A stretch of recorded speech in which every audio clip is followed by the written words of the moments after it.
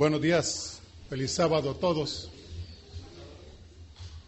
Estoy contento de tener la oportunidad esta mañana de compartir con ustedes la palabra de Dios. Se cuenta una leyenda de una desgracia misteriosa que aconteció en la ciudad de Hamelin, Alemania. Según la historia, esta desgracia aconteció, con permiso de ustedes, según ustedes, esta desgracia aconteció el 26 de junio del año 1284. Se cuenta la historia que hace mucho tiempo atrás, en la ciudad de Hamelin, una próspera ciudad en Alemania, sucedió algo muy extraño.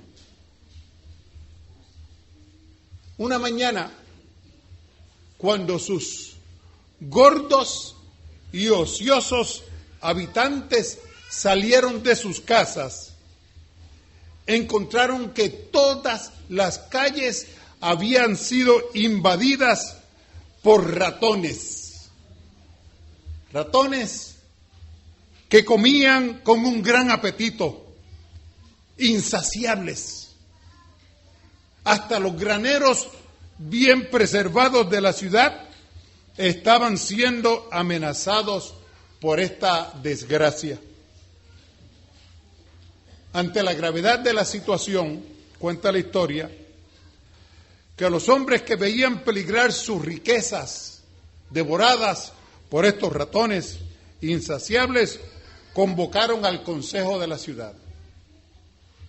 Daremos 100 monedas de oro a quien nos libre de estos ratones. Así decidió el consejo. Así que antes de pasar mucho tiempo, se presentó un flautista, dice que alto, desgarbado, a quien nadie nunca antes había visto. El flautista comentó: la recompensa será mía. Esta noche no quedará ni un solo ratón en la ciudad de Hamelin. Dicho esto, tocó su flauta y comenzó a pasear por todas las calles, tocando una maravillosa melodía que encantaba a los ratones, quienes salieron de sus escondites y comenzaron a seguir a este famoso flautista, embelesados con la música tan encantadora. Así que el flautista, caminando y tocando, lo llevó a un lugar bien lejos. Por aquel lugar, dice la historia, que pasaba un caudaloso río, donde al intentar cruzar y seguir al flautista, todos los ratones perecieron ahogados. Finalmente, la ciudad volvió a su normalidad. Cuando los habitantes se vieron libres de esos devorantes ratones, respiraron finalmente con un gran alivio.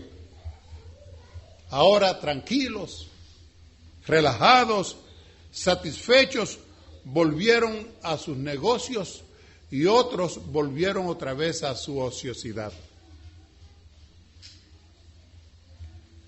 A la mañana siguiente, según la historia, el flautista se presentó a la ciudad, ante el consejo de la ciudad, y reclamó de los hombres de la ciudad las 100 monedas de oro como recompensa. Pero ahora, los habitantes de la ciudad, librados de su problema y cegados por la avaricia y la ociosidad, le contestaron: vete de nuestra ciudad. ¿O acaso crees que te pagaremos tanto oro por simplemente tocar tu flauta? Dicho esto,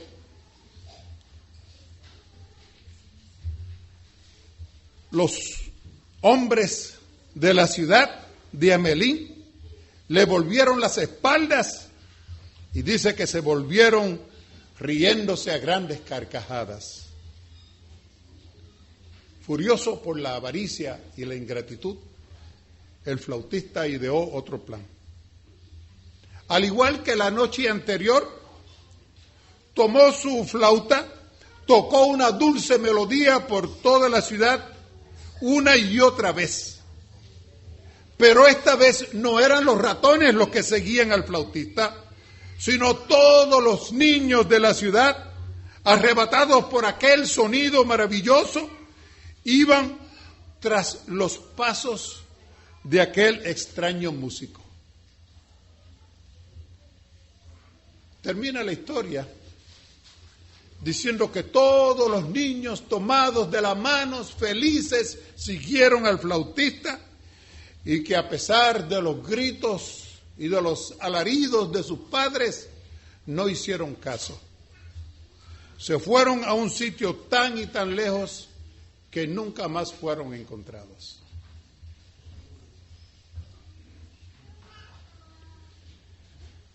En la ciudad solamente quedaron aquellos opulentos y ociosos habitantes, gordos, vagos, repletos de sus graneros, ¿verdad?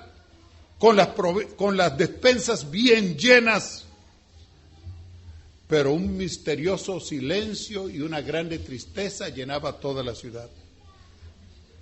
Y según la historia, esto fue lo que aconteció. Los ratones nunca volvieron, pero los niños volvieron tampoco, nunca a esta ciudad. Les voy a pedir que por favor me acompañen a el libro de Génesis. Vamos a la lectura bíblica de esta mañana. El capítulo 2 de Génesis, el verso 15, de allí nos leyó esta mañana el hermano Jesse.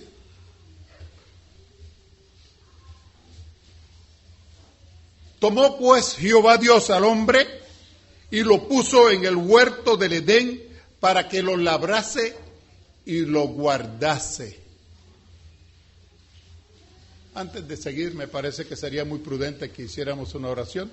Así que así como están sentaditos, les voy a pedir que por favor cierren sus ojos y me acompañen en esta meditación. Oramos, por favor. Querido Dios,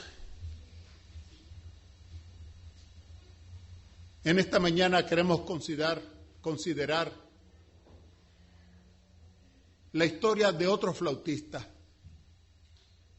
que al igual que la historia que acabamos de relatar, ha venido también por nuestros hijos.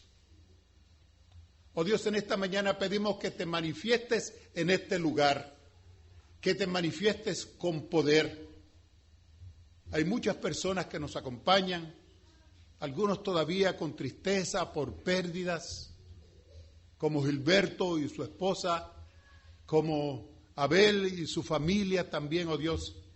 Y para ellos pedimos que tú seas suficiente, dándole a ellos tu gracia transformadora. Gracias, oh Dios, por los favores tuyos. Acompáñanos ahora. Reclamamos la presencia de Jesús con poder en este lugar. Que se pueda ver su poder a través de tu palabra, haciéndola clara y sencilla a nuestra vista. En el nombre de Jesús. Amén. Amén.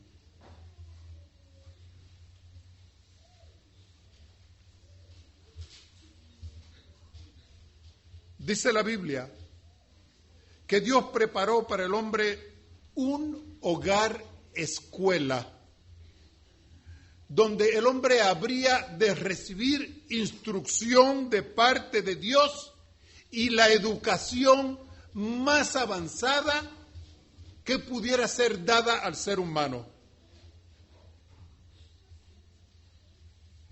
La naturaleza sería el libro de texto y Dios mismo sería el maestro de estos primeros estudiantes. Nos dice el relato que Dios los colocó en esta hogar escuela o sea, en el huerto del Edén. Y luego le encomendó una tarea, o como le podríamos decir a Abby, homework. Le dio un homework para que hiciera. Y esta tarea fue bien definida. El hombre debía labrarlo y guardarlo. Dos cosas. ¿Debía que hacer qué cosa? Debía labrarlo y debía también guardarlo.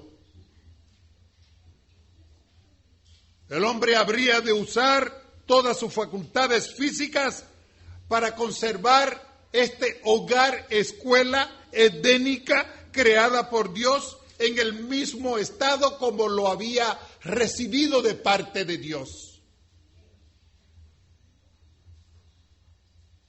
El hombre no debía permanecer como los habitantes de Amelín, ociosos. Parte de su tiempo debía ser dedicado al trabajo físico. Debían labrar el huerto y debían trabajar en él. Otra parte de su tiempo debía ser dedicado a la visita agradable de los santos ángeles de Dios que venían con instrucciones de parte de Dios.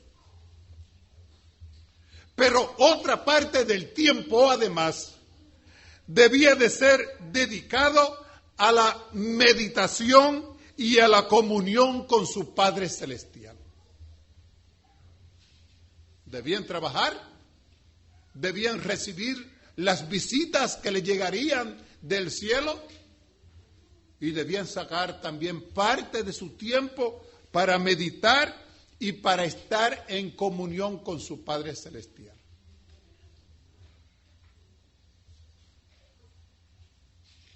Y yo me pregunto, ¿para qué necesitaba tiempo Adán y Eva en la comunión y en la meditación?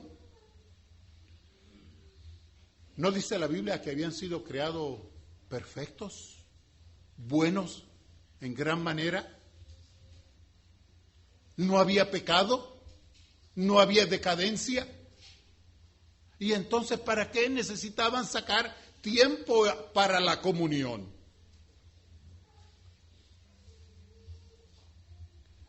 Del libro La Educación, página 12, y no sé cuántos aquí los tienen. Es un libro muy poderoso, un libro muy poderoso. En La Educación, página 12, dice: cuando la mente del hombre se pone en comunión con la mente de Dios, ¿qué era lo que debía hacer Adán y Eva? Sacar tiempo para estar en comunión con Dios, para meditar en las palabras de Dios. Cuando la mente del hombre se pone en comunión con la mente de Dios, el efecto que éste tiene sobre el cuerpo y sobre el alma sobrepuja todo cálculo. Estoy hablando de la comunión, no estoy hablando del trabajo físico. Pero dice aquí que aún la comunión tiene un grande efecto positivo sobre el cuerpo del ser humano. Sigo leyendo. En esta comunión se hallaba la educación más elevada. Y no era estudiando. Por lo menos eso enseñan los hombres hoy. Que la más elevada educación se obtiene estudiando. Aquí dice que la máxima y la más elevada educación se obtiene en comunión con Dios. Este es el método propio que Dios tiene para lograr el desarrollo del hombre. ¿Y Adán no había sido creado perfecto? ¿Y estamos hablando de desarrollo? Bueno, yo quiero decirte que los planes de Dios para el hombre eran grandes. Dios tenía grandes planes para el ser humano. Nosotros cambiamos sus planes. Dios quería elevarnos aún más todavía. Quería que creciéramos y desarrolláramos a una etapa todavía mucho más superior que la que el hombre había sido dotado al principio. Parte de su tarea, dice la Escritura, que debía ser dedicar tiempo para la meditación y la comunión con Dios. Isaías capítulo 50, el verso 4. Voy a leerlo de dos versiones. Isaías 54, ¿no me están buscando los versos? A ver si los encuentran, que hay algunos hermanos por allí sin Biblia. Isaías 54 dice: el Señor me dio lenguas de sabio para saber hablar con sabor, con sazón, palabras al cansado. Despertaráme de mañana oído para que oiga como los sabios. Quiero leer el mismo versículo de otra versión, la versión Palabra de Dios, otra versión moderna, hispana, ¿verdad? Dice así: el Señor Dios me enseñó lo que tengo que decir, así que sé qué decir para darle ánimo al débil. Cada mañana Él me despierta mi oído para escuchar como los que estudian. Estamos hablando de Jesús. Isaías proféticamente estaba describiendo la vida de Jesús. Y el Señor Jesús cada mañana se levantaba y se ponía en comunión con Dios, y el Padre le daba las instrucciones del día. Escúchame otra vez. Deseado todas las gentes, página 225, el segundo párrafo. Durante todo el día trabajaba enseñando a los ignorantes, sanando a los enfermos, dando vista a los ciegos, alimentando a la muchedumbre. Y al anochecer o por la mañana, muy temprano, se dirigía al santuario de las montañas para estar en comunión con su Padre. Muchas veces pasaba allí toda la noche en oración y en meditación, y se volvía al amanecer para reanudar su trabajo con la gente. Te pregunto, ¿Adán lo debía hacer? Jesús lo practicaba. Si Jesús lo hacía, ¿no crees que sería beneficioso también para nosotros? ¿No crees que tendríamos aún mentes más despejadas, más claras, más hábiles para pensar y para resolver nuestros problemas que las que tenemos hoy día?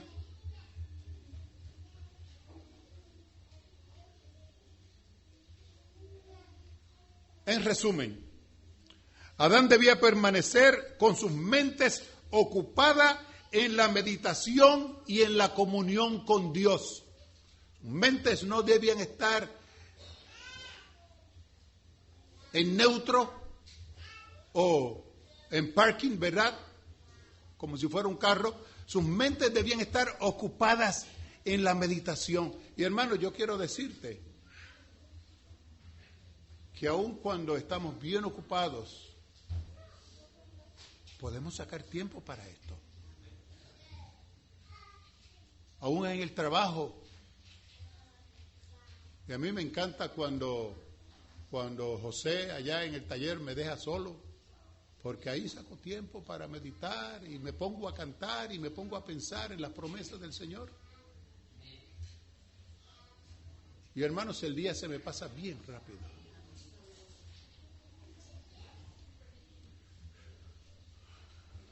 Patriarcas y Profetas, página 31, Dios le dio el trabajo al hombre como bendición. Algunos piensan que era una maldición. Allá en Puerto Rico, no sé si Américo se acuerda, que habían algunos que decían que en vez de ir a buscar trabajo, iban a buscar la madre del trabajo. Dios dio al hombre el trabajo como una bendición para ocupar su mente, fortalecer su cuerpo y desarrollar sus facultades. Hermanos, la ociosidad no debe tener espacio entre los hijos de Dios. No sé si Abby me está escuchando, I'm not sure if Abby is listening to me, but I think I need her to listen. Every child should have a duty to do at home. Cada niño tiene una tarea que debe hacer. Los padres, Wendy me le va traduciendo, los padres no deben dejar a los niños sencillamente viendo televisión y jugando jueguitos electrónicos para mantenerse ocupados, hermanos. Estamos poniendo la mente en neutro y la estás dejando libre para que Satanás haga lo que quiera con una mente libre.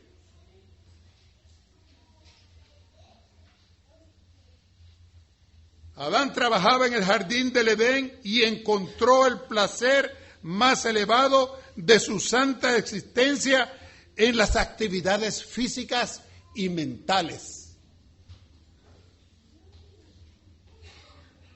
¿Sabías tú que Eva fue engañada por la serpiente por estar ociosa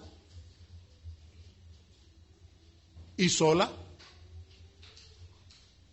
Ambas cosas Dios le había prohibido. Debían mantenerse juntos y debían mantenerse ocupados. Un autor anónimo escribió lo siguiente sobre la ociosidad. La ociosidad es la madre de todos los vicios. ¿Por qué nuestras sociedades modernas están plagadas de tantos vicios? No tengo que dar la respuesta. Stefan Zweig, escritor austriaco del siglo XIX, escribió otra vez: la ociosidad camina con lentitud, por eso todos los vicios la alcanzan.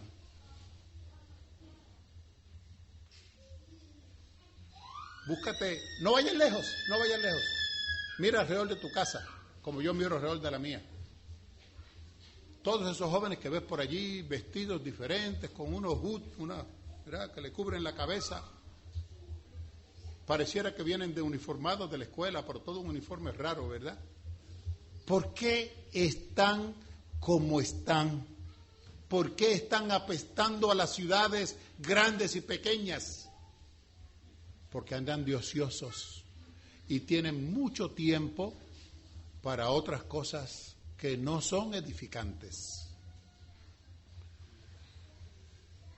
Francisco Quevedo de Villedas, un escritor español del siglo XVI, escribió aún así: una vida ociosa es una muerte anticipada. Pensará que estoy describiendo a todos estos jóvenes gangueros que andan por allí.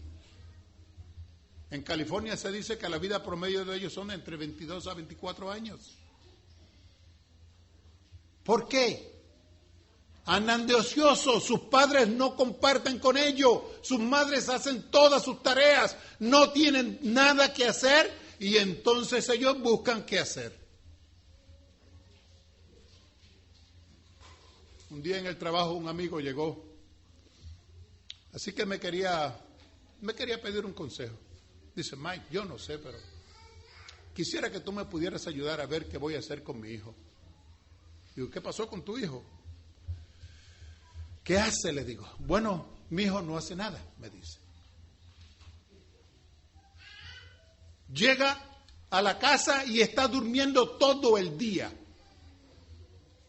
Se levanta a las 4, a las 5, come, a las 7 o a las 8 se desaparece y no llega hasta las 5 de la mañana.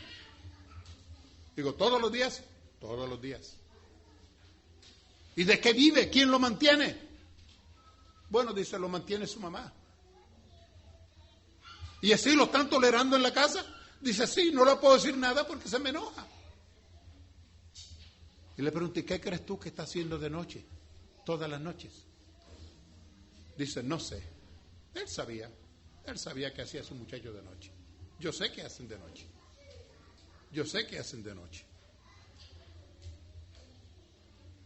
Génesis 3:19, le dijo Dios a Adán, Génesis 3:19, en el sudor de tu rostro comerás el pan hasta que vuelvas a la tierra, porque de ella fuiste tomado, pues polvo eres y al polvo serás tomado. Déjame leértelo otra vez, de otra versión diferente, versión Palabra de Dios para todos. Obtendrás tu comida trabajando duramente hasta que mueras y regreses al polvo. Le pregunto yo a este joven que me hablaba, ¿y qué hace tu hijo? ¿De qué vive? Su mamá lo mantiene. ¿Quién le compra la ropa y le da lo necesario? Ella le da todo, dice. Y como ella le da todo, el muchacho ahora tiene mucho tiempo a su disposición para hacer ¿qué cosa? Para hacer lo que no debiera estar haciendo. Para hacer lo que está dañando y destruyendo a nuestras sociedades modernas. Patriarcas y Profetas, página 31, cuando Adán fue echado de su hermoso hogar como resultado de su desobediencia y fue obligado a luchar con un suelo duro y rebelde para ganar su pan cotidiano, ese mismo trabajo fue un consuelo para su alma entristecida y una salvaguardia contra la tentación. Adán acababa de ser echado del hogar y había sido echado fuera del Edén, donde allí tenía todas las cosas a su disposición. Ahora tenía que ponerse a trabajar. Y poco sabía él. Pensaba en el futuro y le daba temor. Su cuerpo se estremecía de miedo al pensar qué va a venir después de estas cosas. Miraba la muerte y le daba terror pensar en ella. Pero ahora tenía que sembrar si quería comer.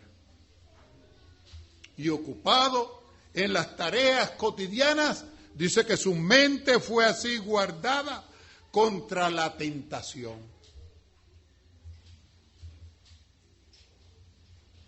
Isaías 65, 21 al 23. Isaías 65, 21 al 23. El tiempo avanza. Edificarán casas, morarán en ellas, plantarán viñas y comerán el fruto de ellas. ¿De qué estoy hablando? Pues estamos hablando de la vida nueva, de la vida en el cielo o de la vida en la tierra nueva. Y dice Isaías, hablando del pueblo de Dios, que tendrán que edificar casas, que morarán en ellas, que plantarán viñas y comerán el fruto de ellas. No edificarán y otro morará, no plantarán y otro comerá, porque según los días de los árboles serán los días de los hijos de mi pueblo, y mis escogidos perpetuarán las obras de sus manos.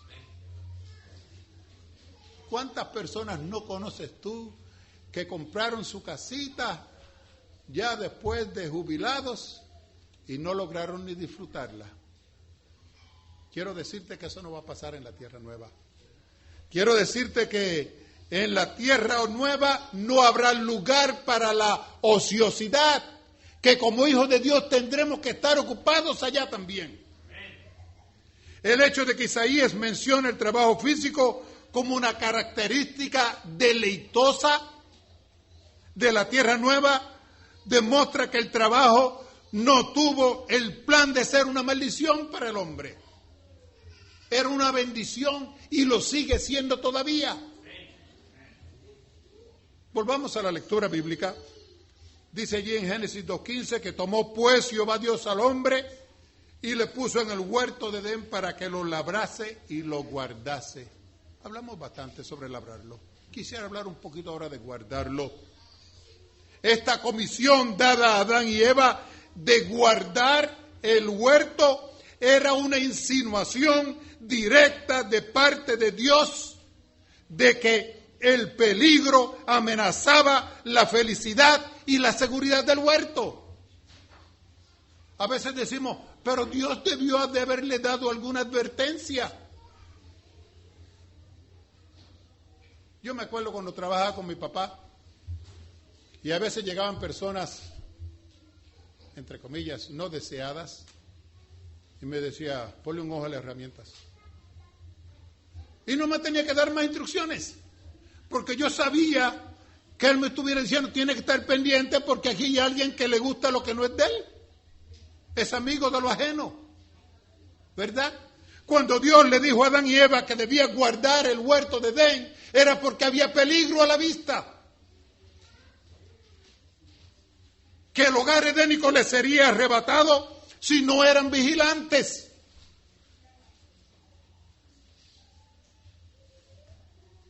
El verbo guardar de Génesis 2:15 significa custodiar, significa vigilar, significa preservar, significa observar, significa retener firmemente. No había pecado, pero había alguien que estaba en casa, estaba buscando arrebatarle lo que Dios le había dado, y el hombre no debía perder de vista al enemigo, debía estar en vigilancia constante. Comentario bíblico adventista, un comentario, no tengo la página, pero está en el volumen 1. Nunca tiene más éxito el tentador que cuando se acerca al hombre en sus momentos de ocio. Yo me acuerdo muchas veces, en casa mi mamá se levantaba y a las 7:30 decía a los varones, se me levantan todos. No, que las muchachas se pueden quedar, sí, pero ustedes no. Se me levantan todos. Aquí a soñar despierto en mi cama, en mi casa nadie, se me levantan todos. Y yo no sé de dónde aprendió, pero lo sabía.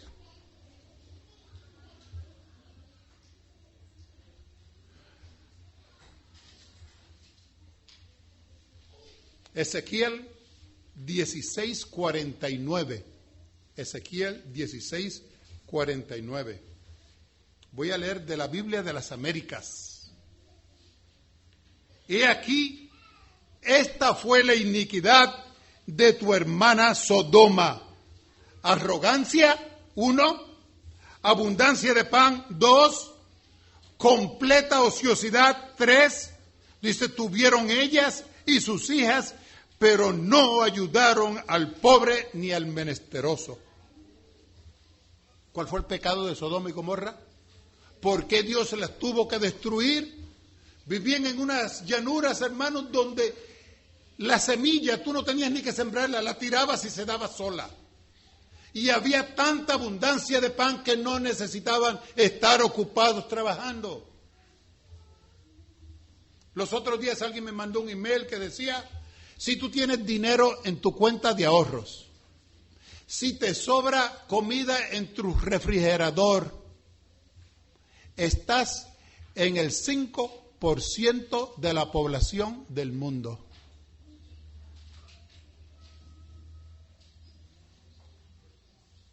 Qué privilegiados somos, ¿verdad? Y qué muy mal aprovechamos.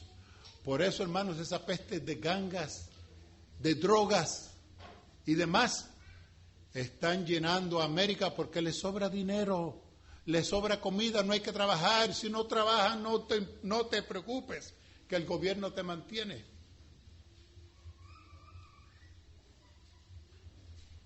Esta fue la causa de las ruinas de las ciudades de la llanura. Estoy leyendo The Sign of the Times del 4 de mayo del 1882. La ociosidad debilita la mente, degrada el alma, pervierte el entendimiento y convierte en maldición lo que se dio como bendición. El plan de Dios se ha olvidado y el hombre tiene su propio plan. Y si tú no trabajas, no hay problemas. El gobierno te mantiene. San Marcos 13, 33 al 37. Estoy leyendo palabras de Jesús y están dirigidas a nosotros. Está dirigida a esta iglesia personal. Mirad, velad y orad. 3 cosas. Hay que estar mirando, hay que estar atento, hay que estar observando lo que está pasando y hay que estar en oración también. ¿Por qué no sabéis cuándo será el tiempo? Como el hombre que partiéndose lejos dejó su casa, dio facultad a sus siervos, a cada uno su obra, y al portero mandó que velase. Hermanos, los líderes de esta iglesia son los porteros de esta iglesia, si no sabías. Y tienen o tenemos una obligación. Tenemos que estar alertando al pueblo de Dios del peligro inminente. Velad pues, porque no sabéis cuándo el Señor de de la casa vendrá, si a la tarde, a la medianoche, o al canto del gallo, o a la mañana, porque cuando viniere de repente, nos halle durmiendo. Y las cosas que a vosotros digo, a todos os digo. ¿Qué quiere Dios de su iglesia? Que no seamos como Adán y Eva. Que estés vigilante. Que sepas muy bien que hay peligro al acecho. ¿Por qué nuestros hijos tenemos que compartir con ellos las tareas de la casa? ¿Cuántas madres no conozco yo, hermanos, que parecen esclavas de la casa, trabajando hasta la medianoche, levantándose temprano para atender a todo el mundo? Yo me acuerdo, Américo sabe muy bien, cuando éramos pequeños en casa, llegaba mi papá. Y antes de irse al trabajo nos dejaba una tarea a cada uno. Nosotros tenemos que barrer el patio, limpiar los alrededores, botar la basura. Américo y Joel tenían que cargar el agua y que era de lejos y tenían que traerla y llenar los barriles que en casa había para el agua. Y llegaba mi papá por la tarde del trabajo y rápido venía observando y mirando. Y cuando tú lo veías mirando, que miraba hasta por debajo de la casa, decía, no viene de buen humor, olvídate. Y él venía dispuesto a encontrar una falta. Y llegaba y miraba por los alrededores y me decía, ¿hiciste ya lo que tenías que hacer? Sí, ya lo hice. ¿Y el agua? Sí, ya Américo y Joel lo trajeron. Y todavía miraba como con ganas de, yo no sé, como que todavía no estaba complacido. Y me decía, ¿y leíste la Biblia? No, todavía no. Pues póngase a leer ahora mismo. Él quería encontrar algo. Teníamos que estar obligados, ocupados. En aquel tiempo a mí me pensaba, hermano, nunca deseé ser más huérfano que en esa ocasión. Porque nos imponía cargas. Hasta ahora, después de grande, que puedo entender que me estaba haciendo un hombrecito de trabajo.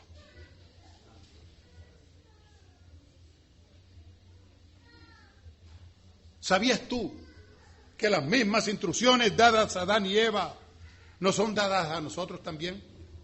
¿Sabías tú además que el mismo enemigo que estaba al acecho de las vidas, de las almas de nuestros primeros padres, también está al acecho de las nuestras? El peligro no está en que cuando Cristo venga te encuentres durmiendo. Ese no es el peligro de la iglesia. El peligro es que el enemigo venga y este sea el que te encuentre durmiendo. ¿No dice allá en San Mateo 25, los primeros 5 versículos? Entonces el reino de los cielos será semejante a 10 vírgenes que tomando sus lámparas salieron a recibir al esposo, y las 5 de ellas eran prudentes y las 5 fatuas. Las que eran fatuas tomando sus lámparas no tomaron consigo aceite, mas las prudentes tomaron aceite en sus vasos juntamente con sus lámparas. Y tardándose el esposo, cabecearon todas. ¿Y qué pasó? Hermanos, se durmieron las fatuas y se durmieron las prudentes. Ese no era el problema. El problema era que las fatuas tenían que tomar aceite consigo, que este aceite es emblema del Espíritu Santo y que el Espíritu Santo es dado solamente a aquellos que obedecen. A veces yo oigo a los hermanos orando en la iglesia, Señor, danos tu Espíritu. ¿Para qué? ¿Para qué quieres el Espíritu de Dios? ¿Para seguir ocioso? ¿O para trabajar? Hermanos, en la casa de Dios hay espacio para cada uno que quiera colaborar en su viña. Aquí no necesitamos, hermano Villa, diciendo que a los hermanos que tenemos que salir a hacer obra misionera. ¿Por qué? Porque ese es nuestro deber, es parte del trabajo. No necesitamos que el hermano venga aquí a rogarnos a nosotros. Es para estar seguros. Tenemos que estar ocupados para que podamos estar vigilados. Tenemos que mantenernos ocupados, hermanos, nuestras mentes y nuestro cuerpo ocupados para que si el tentador nos aparece de sorpresa, no nos encuentre durmiendo. Dios te bendiga en esta mañana. Dios te haga sabio. Ojalá y podamos aprender de los ejemplos de estos otros grandes hombres del pasado. Ojalá y podamos aprender del ejemplo de Eva. que descuidó la tarea que Dios le había dado, se fue de ociosa caminando por el huerto y el tentador la alcanzó. Dios bendiga a su iglesia y a su pueblo en mi oración en esta mañana.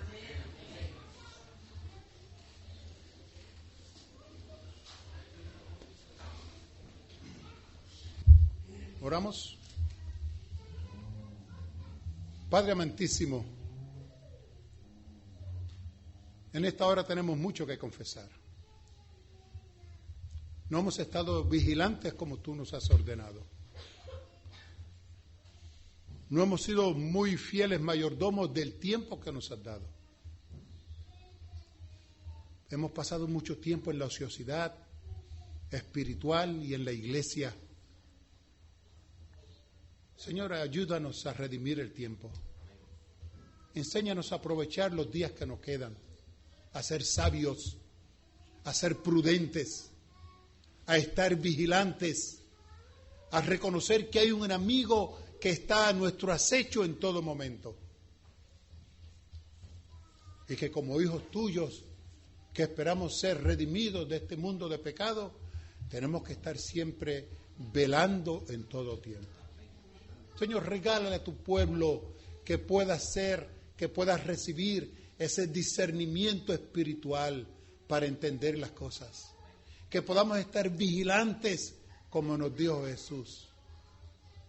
Para que cuando tú vengas en gloria, oh Dios, nos encuentres listos.